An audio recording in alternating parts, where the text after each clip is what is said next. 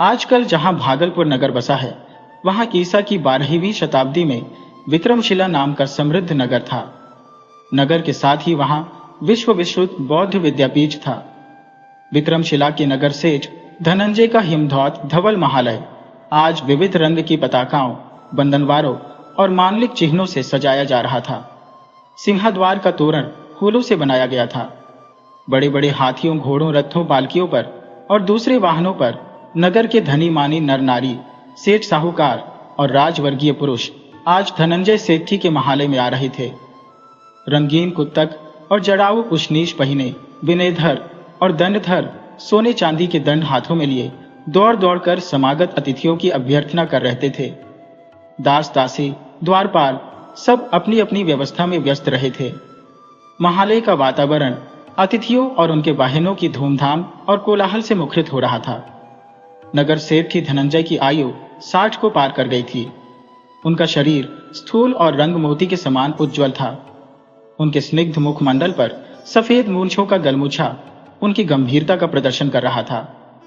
वह शुभ्र परिधान पहिने, कंठ में रत्नहार धारण किए, मस्तक पर बहुमूल्य उशनीश पहिने समागत अतिथियों का स्वागत कर रहे थे। उनके होंठ अवश्य मुस्कुरा रहे थे, पर उनका हृदय रो रहा था। उनका मुख भरे हुए बादलों के समान गंभीर और नेत्र आर्द्र थे। आज उनका इकलौता पुत्र प्रव्रज्या लेकर भिक्षुवृत्ति ग्रहण कर रहा था। यह असाधारण समारोह इसी के उपलक्ष्य में था। 1000 भिक्षु संघ सहित आचार्य भदंत वज्र सिद्धि प्रांगण में पहुंच चुके थे।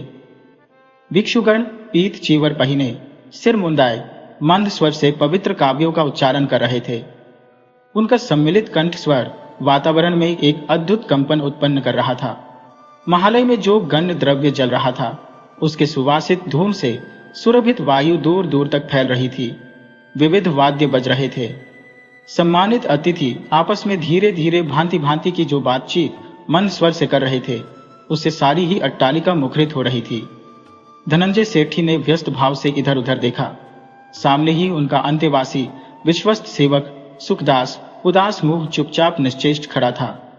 सेठ ने कहा, बड़े सुखदास, तनिक देख तो, पुत्र के तैयार होने में अब कितना विलंब है। भिक्षुगण तो आ ही गए हैं। अब परम भट्टारक महाराजाधिराज और आचार्य के आने में विलंब नहीं है। सुखदास ने मालिक की विषादपूर्ण दृष्टि और कंपित स्वर को हृदयंगम किया और बिना ही उत्तर दिए स्वामी के सम्मुख मस्तक नत कर भीतर चला गया। सुखदास सेठ का पुराना नौकर था। उसका इस महाजन के घर में परिवार के पुरुष की भांति आदरमान था। वह अधेड़ आयु का एक ठिगना, मोटा और गौरव वर्ण का पुरुष था। चांद उसकी गंजी थी, चेहरा सदा हास्य से भरा रहता था, पर इस समारोह में उसका मुंह भी भरे हुए बादलों के समान हो रहा था।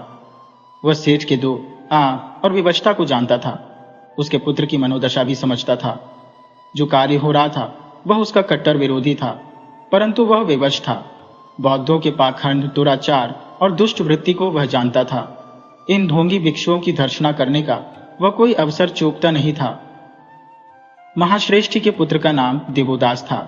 वह 22 वर्ष का दर्शनीय युवक था। रंग उसका मोती के समान था। उज्ज्वल हीरक पंक्ति सी उसकी धवल दंतावली थी। उत्फुल्ल कमल दल से उसके नेत्र थे और सघन घन गर्जन सा उसका कंठस्वर था। वह नवीन वृषभ की भांति चलता था। उसका हास्य जैसे फूल बिखेरता था। सुखदास ने सेठ पुत्र को गोद खिलाया था। उसकी अपनी कोई संतान न थी।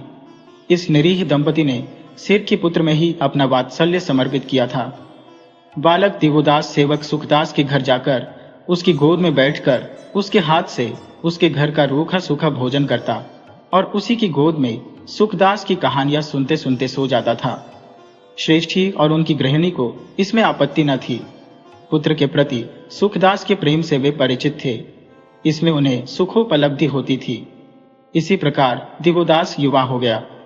युवा होने पर भी सुखदास के प्रति उसकी आसक्ति गई नहीं।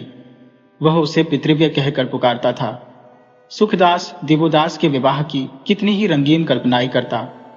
पति पत्नी झूठ मूठ को ही देवोदास के विवाह की किसी काल्पनिक बात को लेकर लड़ पड़ते, और जब दोनों निर्णय के लिए श्रेष्ठ दंपति के पास जाते, श्रेष्ठ दंपति खिलखिलाकर हंस पड़ते थे।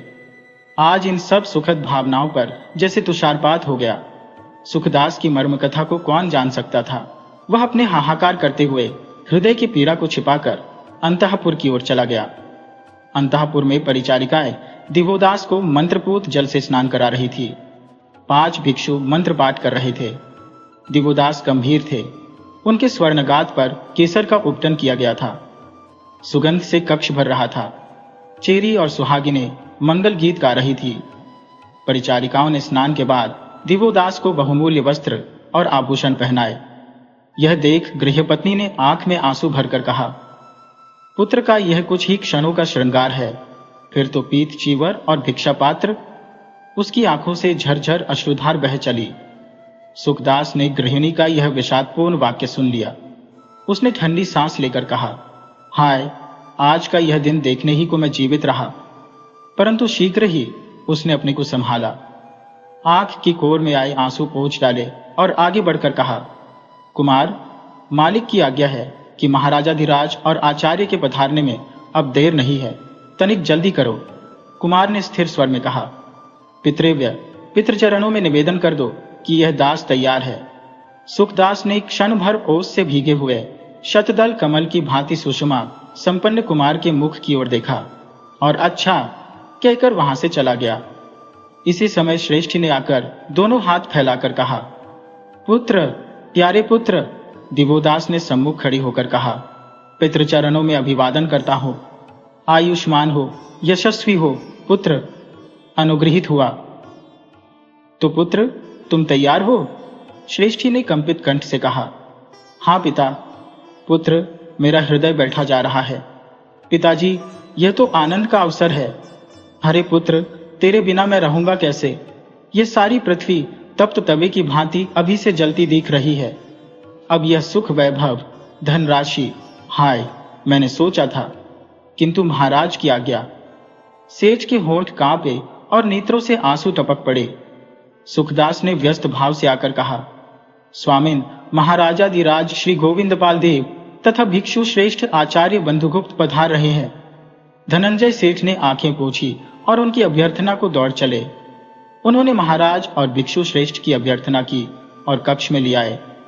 दिवोदास ने भूपात करके साष्टांग प्रणाम किया। बंधुगुप्त ने दोनों हाथ ऊंचे कर कहा, कल्याण कल्याण।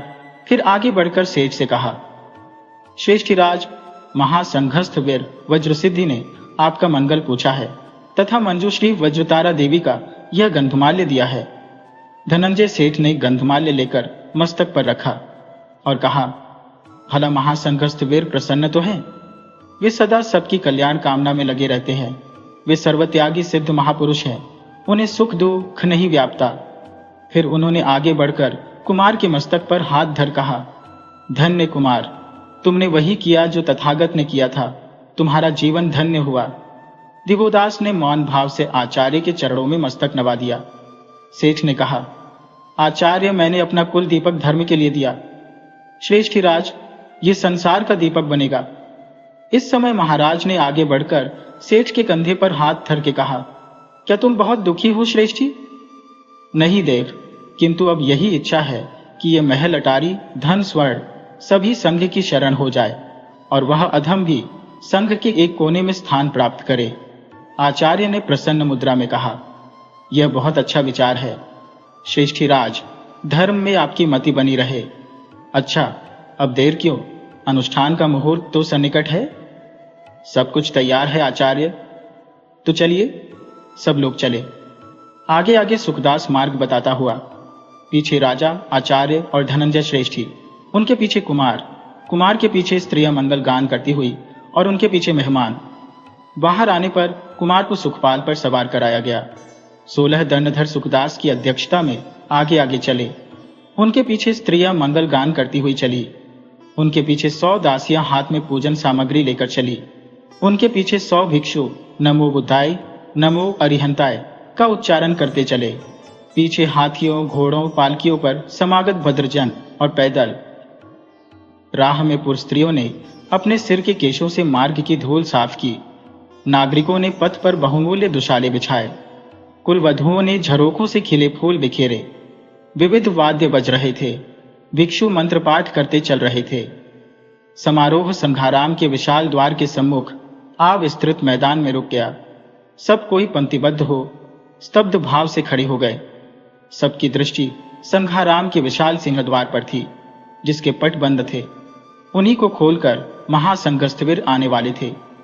संघाराम का सिंहद्वार बड़ा विशाल था। वह गगनचुंबी 7 खंड की इमारत थी। समारोह के पहुंचते ही संघाराम की बुर्जियों पर से भेरीनाद होने लगा। संघाराम दुर्ग की भांति सुरक्षित था। उसका द्वार बंद था। सभी की दृष्टि उस बंद द्वार पर लगी थी। यह द्वार कभी नहीं खुलता था। केवल उसी समय यह खोला जाता था जब कोई राजा, राजकुमार या वैसी ही कोटि का व्यक्ति दीक्षा ग्रहण कर भिक्षु बनता था। श्रेष्ठी पुत्र को इसी द्वार से प्रवेश होने का सम्मान दिया गया था। बाजे बज रहे थे। भिक्षुगण मंद स्वर में नमो अरिहंताय, नमो बुद्धाय का पाठ कर रहे थे। भेरीनाथ के साथ ही सिंहद्वार खुला। 16 भिक्षु पवित्र पात्र लेकर वेदी के दोनों ओर आ खड़े हुए। धीरे धीरे आचार्य वज्र सिद्ध स्वर्णदंड हाथ में ले स्थिर दृष्टि सम्मुख किए आगे बढ़े। उनके पीछे 5 महाभिक्षु पवित्र जल का मार्जन करते तथा गंधमाल्य लिए पृथ्वी पर दृष्टि गड़ाए चले। उन्हें देखते ही सब कोई पृथ्वी पर घुटने टेककर झुक गए। आचार्य सीढ़ी उत्तर शिष्यु सहित कुमार के पास पहुंचे।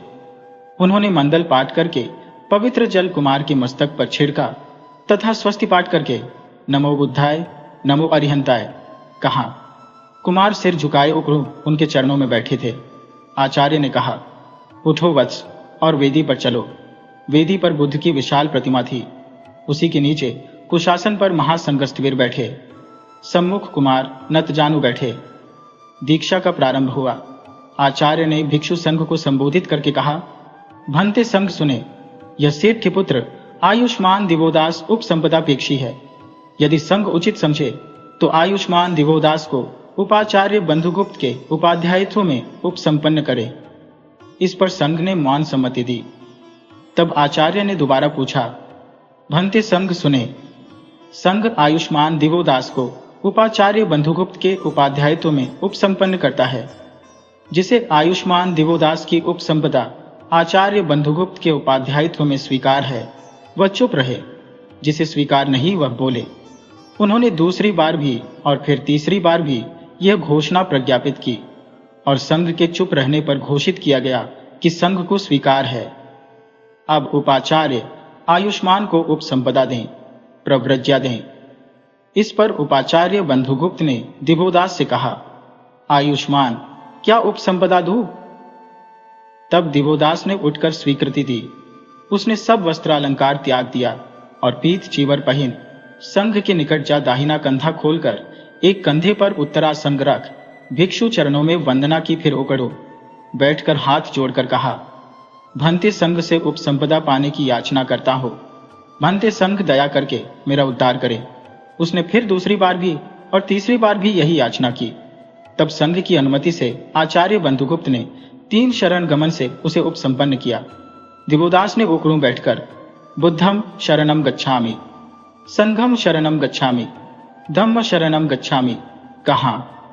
आचार्य ने पुकार कर कहा, भिक्षु, अब यह भिक्षु धर्मानुज रूप में प्रव्रजित और उपसंपन्न होकर सम्मिलित हो गया है। तुम सब इसका स्वागत करो। इस पर भिक्षु संघ ने जय घोष द्वारा भिक्षु धर्मानुज का स्वागत किया। इसके बाद आचार्य ने कहा, आयुष्मान, अब तू अपने कल्याण के लिए और जगत का कल्याण करने के लिए गुह्य ज्ञान अर्जन कर। द्वार पंडित की शरण में जा और विहार प्रवेश कर। महासंदिक वज्र सिद्धि दिवोदास को प्रव्रज्ञा और उपसंपदा देकर विहार में लौट गए। सिंह द्वार बंद हो गया। नगर सेठी धनंजय ने आंखों में आंसू भरकर अवरुद्ध कंठ से कहा, धर्म के लिए, स्वर्ग के लिए, कल्याण के लिए मैंने तुझे विसर्जित किया। जा पुत्र, अमृतत्व प्राप्त कर। उन्होंने पुत्र की परिजनों सहित प्रदक्षिणा की और चौधारी आंसू बहाते घर को लौट गए। शेष बंधु बांधव भी चले गए। अकेला सुखदास दिवोदास के पास खड़ा रह गया। दिवोदास ने भरे हुए बादलों के स्वर में कहा, पितृव्य, अब तुम भी जाओ। मेरा मार्ग तो अब सबसे ही पृथक है। परंतु सुखदास ने कहा, पुत्र, तेरे बिना मैं कैसे जीऊंगा? स्वामी के पास धन रत्न है, मेरे पास तो वह भी नहीं। तुम जैसे रत्न को गंवाकर भला अब मैं कैसे लौट जाऊं? मैं भी मोड़ मुड़ाकर भिक्षु बन साथ ही रहूंगा। बिना मेरी सहायता के तो तुम पानी भी नहीं पी सकते पुत्र। दिवोदास ने कहा, पितृव्य, तब बात और थी और अब बात दूसरी है। अब तो मैंने त्याग का व्रत लिया है, उन सब बातों से अब क्या प्रयोजन है भला। तो पुत्र, तू इस अकिंचन दास को भी त्याग देगा? ऐसा तू निर्मम और कठोर कैसे बन सकता है पुत्र? फिर मेरी वृद्धावस्था को तो देख तनिक। सुखदास ने दिवोदास को अंक में भर लिया। दिवोदास ने कहा, पितृव्य, सबसे प्रथम हमें माया मोह ममता ही को तो त्यागना है। इसका त्याग नहीं हुआ तो फिर भला सद्धर्म की शरण जाकर क्या किया? किंतु पुत्र, तुम्हारे इस सद्धर्म में मेरी तनिक भी श्रद्धा नहीं है। इन पाखंडी भिक्षुओं को मैं भली भांति जानता हूं। यह सब तुम्हारे पिता की संपदा को हरण करने के ढोंग है। तुम ही इस मार्ग में कंटक थे, सो उन्होंने इस प्रकार तुम्हें उखाड़ फेंका, परंतु मैं अपने जीते जी उनकी नहीं चलने दूंगा। तुम्हें भी मैं अपनी आंखों से ओझल नहीं होने दूंगा। पितृव्य, अब यह समय इन बातों पर विचार करने का नहीं है। मैं तो शुद्ध बुद्धि ही से धर्म की शरण आया हूं। किसी षड्यंत्र का शिकार मैं नहीं बनूंगा। तुम निश्चिंत रहो पितृव्य। तो पुत्र, मैं तुम्हारे साथ हूं। आज से इस धर्म पाखंड का उन्मूलन करना मेरा धर्म हुआ और मैं भी सद्धर्म की शुद्धि के प्रयत्न में कुछ उठा न रखूंगा। अब तुम जाओ पितृव्य। अब भी मुझे द्वार पंडितों की कठिन परीक्षाओं में उत्तीर्ण होना है। ऐसा न हो द्वार पंडित मुझे अयोग्य घोषित कर दें और मेरा कुल दूषित हो। जाओ तुम पिताजी और माता को सांत्वना देना। जाता हूं पुत्र, पर शीघ्र ही मिलूंगा। सुखदास ने आंखें पोंछी और चल दिया। अब दिवोदास पूर्व द्वार की ओर बढ़े। रत्नाकर शांति पूर्वी द्वार का द्वार पंडित था। ये महावैयाकरण था। द्वार पर पहुंचकर उसने घंटघोष किया। घोष सुनकर द्वार पंडित ने गवाक्ष से झांककर कहा, कौन हो? अकिंचन भिक्षु, क्या चाहते हो? प्रवेश। तो यह पूर्वी द्वार है। इसका संबंध शब्द शास्त्र विद्यालय से है। क्या तूने शब्द शास्त्र का अध्ययन किया है? तू मेरे साथ शास्त्रार्थ करने को उद्यत है? मैं ज्ञानान्वेषी हूं। मैं धर्म की शरण आया हूं। मैं धर्म तत्व सीखना चाहता हूं। तो भद्र, तू दूसरे द्वार पर जा। इस द्वार से तेरा प्रवेश नहीं होगा। तब दिवोदास दक्षिण द्वार पर गया। यहां का द्वार पंडित प्रज्ञाकर यति था। क्या तू हेतु विद्या सीखना चाहता है? क्या तूने अभिधर्म कोश पढ़ा है? नहीं आचार्य, मैं ज्ञानान्वेषी हूं। मैं धर्म की शरण आया हूं। मैं धर्म तत्व सीखना चाहता हूं। तो भद्र, तू तीसरे द्वार पर जा। इस द्वार से तेरा प्रवेश नहीं होगा। दिवोदास ने तब पश्चिम द्वार पर पहुंचकर घंटघोष किया। पश्चिम द्वार का द्वार पंडित ज्ञान श्रीमित्र था। घंटघोष सुनकर उसने कहा, भद्र, क्या तू सांख्य और वेद पढ़ना चाहता है? क्या तूने निरुक्त और शरंग पाठ किया? दिवोदास ने कहा, मैं ज्ञानान्वेषी हूं। मैं धर्म की शरण आया हूं। मैं धर्म तत्व सीखना चाहता हूं। तो भद्र, तू अन्य द्वार पर जा। तब दिवोदास उत्तर द्वार पर पहुंचा और घंटघोष किया। वहां का द्वार पंडित नरोपन्न था। उसने पूछा, क्या चाहता है भद्र? मैं ज्ञानान्वेषी हूं। मैं धर्म की शरण आया हूं। मैं धर्म तत्व सीखना चाहता हूं। तब द्वार पंडित ने पूछा, क्या तू भिक्षु पातिभिक्ष का पाठ करता है? करता हूं बनते। क्या तू पूर्वकरण और उपोषित कर्म करता है? करता हूं भंते। तू अंतरायिक कर्म नहीं करता है? नहीं करता हूं भंते। तो भद्र, तू भीतर आ और प्रथम केंद्रीय द्वार पंडित रत्नवज्र की शरण में जा। दिवोदास ने विहार के भीतर प्रवेश किया। तब वह केंद्रीय द्वार पंडित रत्नवज्र के सम्मुखा बधांजलि खड़ा हुआ। रत्नवज्र कठोर और शुष्क प्रकृति के पुरुष थे। वज्रयान मंत्र तंत्र और सिद्धियों के ज्ञाता प्रसिद्ध थे।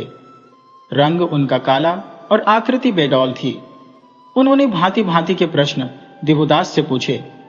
अनेक मंत्र तंत्र जादू टोनों से उसकी परीक्षा ली और अंत में उन्होंने उसे अंतेवासी बना विहार का द्वार खोल दिया। दिवोदास विहार में प्रवेश पा गए। नियमानुसार उनके निवास आदि की व्यवस्था हो गई। यह एक असाधारण कठिनाई थी जिस पर उन्होंने विजय पाई। विक्रमशिला महाविहार की स्थापना पालवंशी राजा धर्मपाल ने नवीन शताब्दी में की थी। धर्मपाल बौद्ध धर्म का अनुयायी था। वह अपने को परम भट्टारक परम परमेश्वर महाराजाधिराज कहता था। इस महाविहार में 6 महाविद्यालय थे, जिनमें से प्रत्येक का पृथक पृथक द्वार पंडित होता था। प्रत्येक महाविद्यालय में 100 आचार्य रहते थे। इस प्रकार विक्रमशिला महाविहार में कुल 648 आचार्य थे, जिनमें अनेक विश्व पंडित थे। महाविद्यालय का सभा भवन इतना विशाल था कि उसमें 8000 भिक्षु एक साथ बैठ सकते थे। विक्रमशिला में बौद्ध त्रिपिटक साहित्य के अतिरिक्त वेद दर्शन तथा अन्य ज्ञान विज्ञान की शिक्षा तो होती ही थी, पर यह विहार वज्रयान का सबसे बड़ा केंद्र समझा जाता था। यह युग तंत्र मंत्र, जादू टोने का था। बौद्ध और पौराणिक दोनों धर्मों में तांत्रिक महत्व बहुत था। इस युग में तंत्रवाद का जो इतना बड़ा महत्व था, उसका श्रेय इसी महाविहार को था। इस समय यहाँ के प्रधान कुलपति आचार्य वज्रसिद्ध थे, जो वज्रयान में प्रमाण माने जाते थे। विक्रमशिला में शिक्षा पाए हुए विद्यार्थियों में भी अनेक प्रसिद्ध विद्वान निकले। रत्नवज्र, रत्नकीर्ति, ज्ञानश्री मित्र, रत्नाकर शांति और दीपंकर अतिशा यही के छात्र थे। अतिशा को तिब्बत में बौद्ध धर्म की पुनः स्थापना के लिए बुलाया गया था। उन्होंने वहां वह व्यवस्था और मर्यादा स्थापित की जो अब तक लामाओं में चली आती है। रत्नकीर्ति अतिशा के गुरु थे और ज्ञानश्री मित्र अतिशा के उत्तराधिकारी। जब अतिशा तिब्बत चले गए, तब ज्ञानश्री मित्र विक्रमशिला विहार के प्रधान आचार्य बने थे, परंतु इस समय उन्होंने आचार्य वज्रसिद्धि को महासंघ स्थविर धर्मनिष्ठाता बना दिया था और स्वयं गुप्तवास करते थे।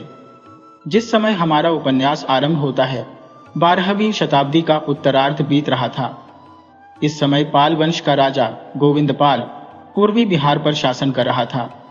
विक्रमशिला विहार के कुलपति आचार्य वज्रसिद्धि और नालंदा के कुलपति सरहभद्र के उत्तराधिकारी महामति थे। सरहभद्र ने सहजयान संप्रदाय की स्थापना की थी। यह नया यान पूर्णतया वाम मार्ग ही था और इसमें युग्म मूर्ति की पूजा होती थी तथा किसी नीच जाति की सुंदरी युवती की मुद्रा बनाकर साधना की जाती थी। यह नवीन धर्म समूचे पूर्वी बिहार और बंगाल में तेजी से फैल रहा था। स्थान स्थान पर गुह्य समाजों की स्थापना हो गई थी। विक्रमशिला विद्या केंद्र भी इससे अछूता न था। इसके अतिरिक्त काशी, नवद्वीप, वल्लभी तथा धारा नगरी तक इस संप्रदाय के केंद्र स्थापित हो गए थे। हिंदू धर्म पर भी इस वाम मार्ग का प्रभाव पड़ चुका था। इस समय वृंदावन में निम्बार्काचार्य कृष्ण का रूप प्रतिपादन कर रहे थे, जो निरंतर गोपियों से घिरा रहता था तथा भांति भांति की रासलीला का प्रचार बढ़ता जाता था, जिसमें परकीय भावना ही मुख्य रहती थी। निम्बार्काचार्य यद्यपि सुदूर दक्षिण के निवासी थे, पर वृंदावन में उन्होंने अपना अड्डा बनाया था। उत्तर भारत के बहुत से नर नारी उनके शिष्य बनते जा रहे थे। शैव धर्म की जड़ तो 6ठी शताब्दी में ही काफी मजबूत हो चुकी थी। कालिदास, भवभूति, सुबंध और बाणभट्ट जैसे महाविद्या दिग्गज शैव कहे जाते थे। भारत के बाहर कंबोज आदि देशों में भी इस धर्म का बड़ा प्रचार था। इसके अतिरिक्त दक्षिण पूर्वी एशिया के क्षेत्र, बृहत्तर भारत के अनेक देश इस धर्म से प्रभावित हो चुके थे। जिस प्रकार बौद्धों में वज्रयान संप्रदाय पनपा था, उसी प्रकार शैवों में पाशुपत और कापालिक संप्रदायों का जोर था। वज्रयान के समान शैव धर्म के ये दोनों मार्ग भी सिद्धियों और मंत्र शक्ति में विश्वास रखते थे तथा सिद्धि प्राप्ति के लिए अनेक रहस्यमय और गुह्य अनुष्ठान करते थे। 7वीं शताब्दी में जब चीनी यात्री हुएनसांग भारत में आया था, तब बिलोचिस्तान तक में पाशुपत संप्रदाय की सत्ता थी। काशी में उस समय माहेश्वर की 100 फुट ऊंची तांबे की ठोस मूर्ति थी। इस समय वाराणसी पाशुपत आमराई का केंद्र बन रही थी। वहां इस समय सैकड़ों मंदिर थे, जिनमें पाशुपत धर्म की विधि से पूजा होती थी। वज्रयानी की भांति पाशुपत संप्रदाय वाले भी यह मानते थे कि साधक को जानबूझकर भी वे सब काम करने चाहिए जिन्हें लोग गर्हित समझते हैं। इसमें उनका यह तर्क होता था कि इससे साधक कर्तव्य और अकर्तव्य के विवेक से ऊंचा उठ जाता था। इन्हीं में कापालिक लोगों का एक दल था, जो सिद्धि प्राप्त करने के लिए और भी उग्र और बीभत्स कार्य करता था। ये कापालिक चिताभस्म अंग पर लगाए, नर मुंडमाल गले में पहिने, नर कपाल में मदिरा पान कर मत्त बने निर्द्वंद्व घूमते, जिसका जो चाहे उठा लेते, जिसे चाहे मार बैठते। इनकी कहीं कोई दात फरियाद न थी। प्रायः ये घोर दुराचारी होते थे। गृहस्थ इनके नाम से डरते थे। मारन मोहन उच्चाटन का ये पूरा ढोंग रचते थे और सदैव कुत्सित रूप में घूमा करते थे। गुह्य सिद्धियों के लिए ये श्मशान में रहते, मुर्दे की पीठ पर बैठकर मंत्र जाप करते और चिताग्नि पर टिककर सेंक खाते थे। ऐसा ही उन दिनों शाक्त धर्म था, जिसका पूर्वी बंगाल और आसाम में पूरा जोर था।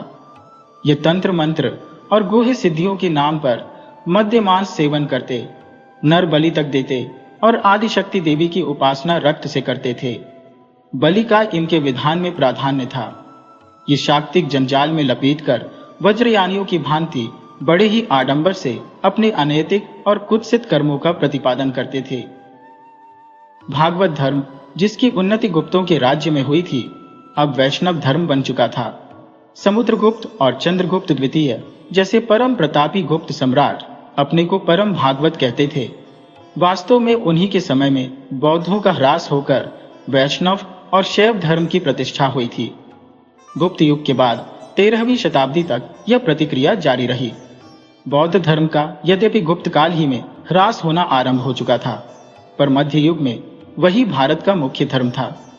तन्नौज का प्रतापी महान हर्ष यद्यपि बौद्ध न था, पर बड़ा भारी बौद्धों का समर्थक था।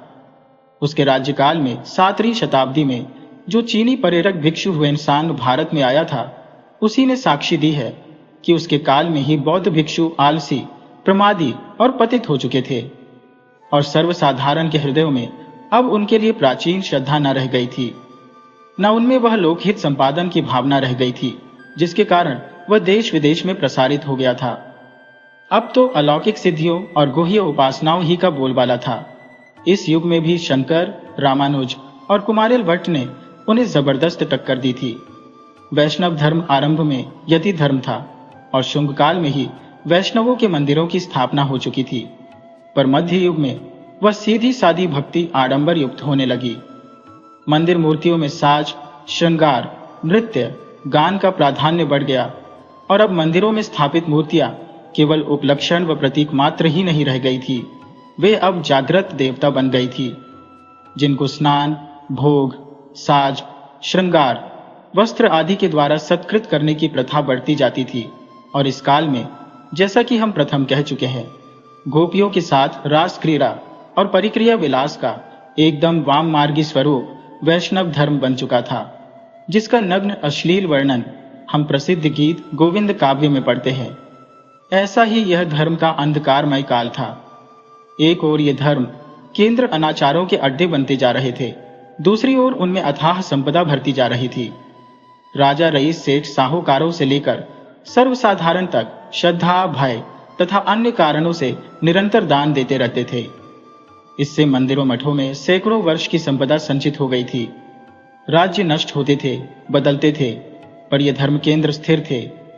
इसलिए धर्म केंद्रों के मठाधीश और पुजारी महाधनवान बन गए थे। प्रजा का धन हड़पने के वे निरंतर षड्यंत्र करते रहते थे। बहुधा राज्यों को भी उलट पलट करने के षड्यंत्र वे करते थे। अपने सहायक राज्य का प्रसार और विरोधी का पराभव करना इनके बाएं हाथ का खेल था। इन धर्माचार्यों की यह क्षमता देख बहुत से खटपटी राजा इनके हाथ की कठपुतली बन गए थे।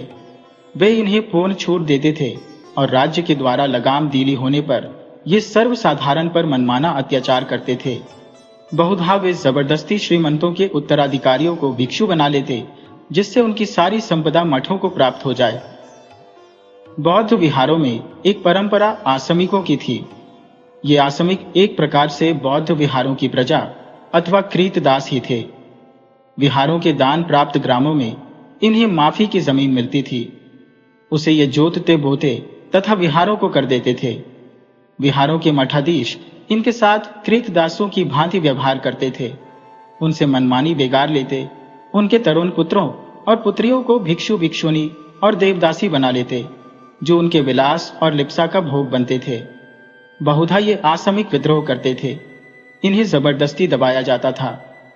उस समय इन पर रोमांचकारी अत्याचार किए जाते थे, जहां छोटे छोटे राजा सामंत परस्पर लड़ते और सारे देश के वातावरण को अशांत और अराजक रखते थे। वहां देश भर में यह धर्मांधकार सारे समाज को अविद्या, अंधविश्वास और अनाचार में धकेलता जा रहा था। ऐसा ही वह युग था। तब ईसा की 12वीं शताब्दी बीत रही थी। उसी काल की घटना का वर्णन हम इस उपन्यास में कर रहे हैं। सुखदास की स्त्री का नाम सुंदरी था। वह यूं तो भली स्त्री थी, पर मिजाज की जरा चिड़चिड़ी थी। सुखदास घर बार से बेपरवाह था। उसे अपने वेतन की भी चिंता न थी। वह नौकरी नहीं बजाता था, सेठ के घर को अपना घर समझता था। जिस दिन कुमार दिवोदास की दीक्षा हुई, उससे एक दिन प्रथम सुखदास और उसकी पत्नी में खूब वाग्युद्ध हुआ था। वाग्युद्ध का मूल कारण यह था कि सुखदास ने 23 वर्ष पूर्व सुंदरी से उसके लिए एक जोड़ा नूपुर बनवा देने का वादा किया था। वे नूपुर उसने अभी तक बनवाकर नहीं दिए थे। 23 वर्षों के इस अंतर ने सुंदरी को अधीर बना दिया था। प्राय प्रतिदिन ही वह सुखदास से नूपुर का तकाजा करती थी और प्रतिदिन सुखदास उसे कल पर टाल देता था। इसी प्रकार कल करते करते 23 वर्ष बीत चुके थे। कल रात इस मामले ने बहुत गहरा रंग पकड़ा था। सुंदरी को इसके लिए आंसू गिराने पड़े थे और सुखदास ने प्रणबद्ध होकर वचन दिया था कि कल नूपुर नहीं बनवा दो तो घर बार छोड़कर भिक्षु हो जाऊंगा। सुंदरी को नूपुर पहनने की बड़ी अभिलाषा थी। वार्धक्य आने से भी वह कम नहीं हुई थी। उसने कहा, भिक्षु हो जाओगे तो संतोष कर लूंगी, पर यदि कल नूपुर न लाए तो देखना मैं कुएं तालाब में डूब मरूंगी। सुखदास, अच्छा समझ गया, कहकर घर से बाहर चला गया था। आज सुखदास को एक साहस करना पड़ा। दिवोदास का भिक्षु होना वह सहन न कर सका। बौद्धों के पाखंड से वह खूब परिचित था। उसने चुपचाप दिवोदास की सहायता करने के लिए भिक्षु वेश धारण कर लिया। दाढ़ी मूछों का सफाया कर लिया और पीत कफनी पहन ली। उसने चुपचाप संघाराम में दिवोदास के पास रहने की ठान ली थी। सुंदरी आज बहुत क्रोध में थी। उसने निश्चय किया था, आज जैसे भी हो वह नूपुर बिना मंगाए न रहेगी। जब देखो झूठा बहाना, बहाने ही बहाने में खाने पहनने के दिन बीत गए। आज वह नहीं या मैं नहीं। वह बड़बड़ाती हुई बाहरी कक्ष में आई। उसका इरादा कल के युद्ध को फिर से जारी करके पति को परास्त कर डालने का था। कक्ष में देखा, वहां सुखदास के स्थान पर कोई भिक्षु पीत कफनी पहने बैठा है। सुखदास की भांति सुंदरी भी भिक्षुओं को एक आंख नहीं देख सकती थी। उसने भिक्षु को देखते ही आग बबूला होकर कहा, ये कौन मोड़ी काटा बैठा है? अरे तू कौन है? ये मैं हूं प्रेम प्यारी जी, तुम्हारा दास सुखदास, पर अब तुम इसे भिक्षु सुखानंद कहना। सुंदरी का कलेजा धक से रह गया। उसने घबरा कर कहा, क्या भान खा गए हो? मूछों का एकदम सफाया कर दिया। तुम ही तो इन्हें कोसा करती थी। कहो अब यह मुंह कैसा लगता है? आग लगे इस मुंह में। यह भिक्षु का बाना क्यों पहना है? तुम्ही ने तो कहा था कि साधु होकर घर से निकल जाओ, मैं संतोष कर लूंगी। लो अब जाता हो। सुखदास ने जाने का उपक्रम किया तो सुंदरी ने बढ़कर उसके पीत वस्त्र का पल्ला पकड़ लिया। रोते रोते कहा, हाय हाय, ये क्या करते हो? अरे ठहरो, कहाँ जाते हो? जाता हूं। अरे मुझे भरी जवानी में छोड़ जाते हो निर्दयी। अरे वाह रे भरी जवानी, कब तक जवान रहेगी? जाने दो, मैं नूपुर नहीं मांगूंगी। अब तुम नूपुर लेकर ही रहना, मुझसे तुम्हारा क्या वास्ता, मैं चला। अरे लोगो देखो, मैं लौट गई। नहीं, मैं नहीं जाने दूंगी। वह रोती हुई सुखदास से लिपट गई। तब क्यों कहा था? वह तो झूठ मूठ कहा था। तो प्रेम प्यारी जी, मैं भी झूठ मूठ का भिक्षु बना हो, कोई सचमुच थोड़े ही। अरे यह क्या बात है? किसी से कहना नहीं, गुपचुप की बात है। अरे तो तुम झूठ मूठ क्यों मोड़ मुड़ा बैठे? तब क्या करता, मालिक की अकिल तो पिलपिली हो गई है। जवान बेटे को बैठे बिठाए मोड़ मुड़ाकर घर से निकाल दिया। इक्षु बड़े पाजी होते हैं और वह सबका गुरु घंटाल पूरा भेड़िया है। उसके दांत सेठ की दौलत पर है। भैया पर न जाने कैसी बीते। मेरा उनके साथ रहना बहुत जरूरी है, समझी प्रेम प्यारी जी। पर मेरी क्या गत होगी ये कभी सोचा?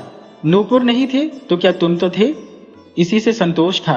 अब तो तुम भी दूर हो जाओगे। आज झूठ मूठ के साधु बने हो, कल सचमुच के बनने में क्या देर लगेगी? नहीं प्रेम प्यारी जी, कहीं ऐसा भी हो सकता है। तुम्हें छोड़कर भला सुखदास की गत कहाँ है? पर भैया की सेवा करना भी मेरा धर्म है। लो अब मैं जाता हूं। तो फिर मुझे क्या कहते हो? बस इस झमेले से बेबाक हुआ कि मुझे नूपुर बनवाने हैं। भाड़ में जाए नूपुर, मेरे लिए तुम बने रहो। मैं तो पक्का बना बनाया हूं, चिंता मत करो। फिर कब आओगे? रोज ही आएंगे, आने में क्या है। सभी भिक्षु भिक्षा के लिए आते हैं, हम यही मिला करेंगे। अच्छा साध्वी, तेरा कल्याण हो। ये भिक्षु सुखानंद चला। हाय हाय, निर्मोही न बनो, सब झूठ मूठ का धंधा है। प्यारी, झूठ मूठ का धंधा। पर तनिक तो ठहरो। अब नहीं। देखो भैया को वहां कैसे रखा गया है। तो जाओ फिर। जाता हूं। सुखदास धीरे धीरे घर से बाहर चला गया। सुंदरी आंखों में आंसू भरे एक तक देखती रही। आचार्य का रंग अत्यंत काला था। डील डॉल के भी वे खूब लंबे थे, पर शरीर उनका कृष्ण था। हड्डियों के झांचे पर चमड़ी का खोल मड़ा था। गोल गोल आंखें गढ़ी में धंसी थी। गालों पर उभरी हुई हड्डी एक विशेष भयानक आकृति बनाती थी। उनका लोक नाम शबर प्रसिद्ध था। वे भूत प्रेत बैतालों के स्वामी कहे जाते थे। मारण मोहन उच्चाटन तंत्र मंत्र के वे रहस्यमय ज्ञाता थे। वे नीच कुलोत्पन्न थे। कोई कहता वे जात के डोम है, कोई उन्हें धोबी बताता था। वे प्राय अटपटी भाषा में बातें किया करते थे। लोग उनसे भय खाते थे, पर उन्हें परम सिद्ध समझकर उनकी पूजा भी करते थे। वज्रयान संप्रदाय के वे माने हुए आचार्य थे। भिक्षु धर्मानुज को उन्हीं का अंतेवासी बनाया गया। धर्मानुज को एक कोठरी रहने को 2 चीवर और 2 सारिकाएं दी गई थी। एकांत मनन करने के साथ ही वह आचार्य वज्रसिद्ध से वज्रयान के गूढ़ सिद्धांत भी समझता था, परंतु शीघ्र ही गुरु शिष्य में खटपट हो गई। भिक्षु धर्मानुज एक सीधा सदाचारी किंतु दृढ़ चित्त का पुरुष था। वह तंत्र मंत्र और उनके गूढ़ प्रभावों पर विश्वास नहीं करता था। अभिचार प्रयोगों से भी उसने विरक्ति प्रकट की। इसी से एक दिन गुरु शिष्य में ठन गई। गुरु ने कहा, सौम्य धर्मानुज, विश्वास से लाभ होता है। पर धर्मानुज ने कहा, आचार्य, मैंने सुना था ज्ञान से लाभ होता है, परंतु ज्ञान गुरु की भक्ति से प्राप्त होता है। इसकी अपेक्षा सूक्ष्म विवेक शक्ति अधिक सहायक है। तू मूढ़ है आयुष्मान, इसी से मैं आपकी शरण में आया हूं। तो यह मंत्र सिद्ध कर केली केली गिरी गिरी होर होर वैरोचन गर्भ संचित गस्त्रियकस गर्भ महाकारुणिक ओम तारे ओम तुम तारे तुरे स्वाहा। ये कैसा मंत्र है आचार्य? ये रत्नकूट सूत्र है, घोख इसे। पर यह तो बुद्ध वाक्य नहीं है। अरे मोड़, ये गुरुवाक्य है। पर इसका क्या अर्थ है आचार्य? अर्थ से तुझे क्या प्रयोजन है? इसे सिद्ध कर। सिद्ध करने से क्या होगा? डाकिनी सिद्ध होगी, खेचर मुद्रा प्राप्त होगी। आपको खेचर मुद्रा प्राप्त है आचार्य? है तो मुझे कृपा कर दिखाइए। अरे अभद्र, गुरु पर संदेह करता है। तुझे 100 योनि तक विष्ठाकीट बनना पड़ेगा। देखा जाएगा, पर मैं आपका खेचर मुद्रा देखना चाहता हूं। किस लिए देखना चाहता है? इसलिए कि यह केवल ढोंग है, इसमें सत्य नहीं है। सत्य किसमें है? बुद्ध वाक्य में। कौन से बुद्ध वाक्य रे मोर? सम्यक दृष्टि, सम्यक संकल्प, सम्यक वचन, सम्यक कर्म, सम्यक आजीविका, सम्यक प्रयत्न, सम्यक विचार और सम्यक ध्यान, ये 8 आर्ष सत्य है जो भगवान बुद्ध ने कहे हैं। किंतु आचार्य तू कि मैं, आप ही आचार्य बनते। तो तू मुझे सिखाता है या तू सीखता है? मैं ही सीखता हूं बनते। तो जो मैं सिखाता हूं सीख। नहीं, जो कुछ भगवान बुद्ध ने कहा वही सिखाइए आचार्य। तू कुतर्की है, मैं सत्यान्वेषी हूं आचार्य। तू किस लिए प्रव्रजित हुआ है रे? सत्य के पथ पर पवित्र जीवन की खोज में। तू क्या देव दुर्लभ सिद्धियां नहीं चाहता? नहीं आचार्य। क्यों नहीं? क्योंकि वे सत्य नहीं है, पाखंड है। तब सत्य क्या तेरा गृह कर्म है? गृह कर्म भी एक सत्य है। इन सिद्धियों से तो वही अच्छा है। क्या? पति प्राण साध्वी पत्नी, रत्नमणिसा सुकुमार कुमार आनंद हास्य और सुखपूर्ण गृहस्थ जीवन। शांतम पापम शांतम पापम। पाप क्या हुआ बनते? अरे तू भिक्षु होकर अभी तक मन में भोग वासनाओं को बनाई है। तो आचार्य, मैं अपनी इच्छा से तो भिक्षु बना नहीं, मेरे ऊपर बलात्कार हुआ है। किसका बलात्कार रे पाखंडी? आप जिसे कर्म कहते हैं उस अकर्म का, आप जिसे पुण्य कहते हैं उस पाप कर्म का, आप जिसे सिद्धियां कहते हैं उस पाखंड कर्म का। तू वंचक है, लंठ है, तू दंडनीय है। तुझे मन शुद्धि के लिए 4 मास महातामस में रहना होगा। मेरा मन शुद्ध है आचार्य। मैं तेरा शास्ता हूं, तुझसे अधिक मैं सत्य को जानता हूं। क्या तू नहीं जानता मैं त्रिकालदर्शी सिद्ध हूं? मैं विश्वास नहीं करता आचार्य। तो 4 मास महातामस मेरा, वहां रहकर तेरी मनहा शुद्धि होगी। तब तू सिद्धियां सीखने और मेरा शिष्य होने का अधिकारी होगा। उन्होंने पुकार कर कहा, अरे किसी आसमिक को बुलाओ। बहुत से शिष्य बटुक भिक्षु इस विद्रोही भिक्षु का गुरु शिष्य संवाद सुन रहे थे। उनमें से एक सामने से दौड़कर 2 आसमिकों को बुला लाया। आचार्य ने कहा, ले जाओ इस भ्रांतमति को 4 मास के लिए महातामस में डाल दो, जिससे इसकी आत्मशुद्धि हो और सद्धर्म के मर्म को यह समझ सके। आसमिक उसे ले चले। यह एक अंधेरा तहखाना था जो भूगर्भ में बनाया गया था। एक प्रकार से विहार की यह काल कोठरी थी जहां दिन को भी कभी सूर्य के प्रकाश की एक किरण नहीं पहुंच पाती थी। वहां दिन रात सूची भेद्य अंधकार रहता था। यहाँ अनेक छोटी छोटी कोठरियां थी जिनमें अनेक ऐसे अभागे बंद थे जो इन आचार्यों की स्वेच्छाचारिता में बाधा डालते या उनकी राह में रोड़े अटकाते थे। बहुत से तो वहां से जीवित निकल नहीं पाते थे। जो निकल पाते थे उनमें अनेक पागल हो जाते या असाध्य रोगों के शिकार बन जाते थे। कोठरियों में अंधकार ही नहीं, सील भी बहुत रहती थी। ये काल कोठरियां भूगर्भ में नदी के साथ सटी हुई थी। बहुत से जीवित तथा मृत अभागे बंदी यहीं से जल प्रवाह में फेंक दिए जाते थे। भिक्षु धर्मानुज को एक कोठरी में धकेलकर आसमिक ने द्वार पर ताला जड़ दिया। बड़ी देर तक तो उसे कुछ सूझा ही नहीं। फिर धीरे धीरे उसकी आंखें अंधकार को सहन कर गईं। उसने देखा कोठरी अत्यंत गंदी, सील भरी और दुर्गंधित है। उनमें अनेक कीड़े रेंग रहे हैं जो उसके शरीर को छू जाने लगे। पर धर्मानुज ने धैर्यपूर्वक अपने को इस विपत्ति के सहने के योग्य बना लिया। वह कोठरी के एक कोने में पड़े काष्ठ फलक पर जाकर बैठ गया और अपने भूत भविष्य का विचार करने लगा। कभी तो वह अपने राज्य से ठाट बाट युक्त घर के जीवन को याद करता और कभी इन वज्रयानियों के पाखंडों की कल्पना करता। अब तक उसने बहुत सी बातें केवल सुनी ही थी, पर अब तो वह प्रत्यक्ष ही देख रहा था।